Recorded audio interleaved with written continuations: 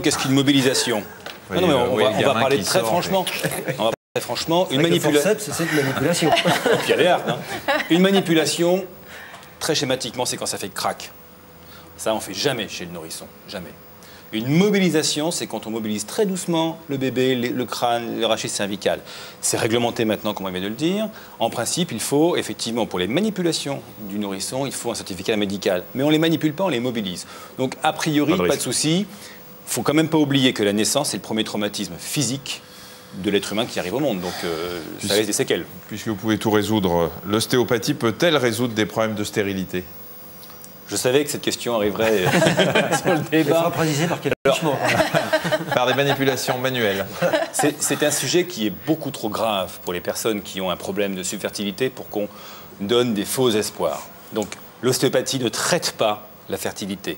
Mais certains cas de subfertilité qui sont liés à des séquelles cicatricielles dans l'abdomen, à des séquelles d'intervention chirurgicale qui font que l'utérus, la vascularisation se font moins bien, dans certains cas, on arrive à aider le processus de fécondation. Mais vraiment, la plus grande prudence s'impose et la plus grande humilité, parce que c'est vrai que des fois, ça marche, mais pas de promesse. Et Kepner, la rhumatologie, ça soigne les problèmes de fertilité? La rhumatologie soigne les problèmes de fertilité. Quand les gens ont mal au dos et qu'on les guérit, ça facilite certains actes de la vie quotidienne. Je crois que c'est important. On ne sait pas penser mais bon, ça rentre dedans. Je peux juste un mot. Pourquoi on est fatigué après une séance d'ostéopathie?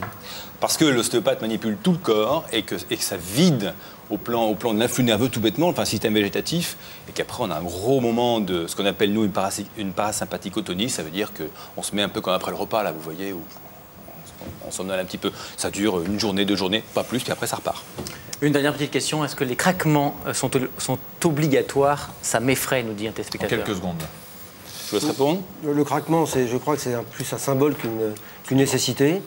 Je vous laisse terminer. Oui, absolument, le craquement, Quelle courtoisie, mais c'est incroyable. c'est une petite bulle de gaz qui se forme dans l'articulation au moment où on la manipule. Il est là, il n'est pas là. Ça ne signifie pas du tout que la manipulation a échoué s'il n'y a pas de craquement ou qu'elle a réussi s'il y en a un. Donc c'est effectivement un symbole.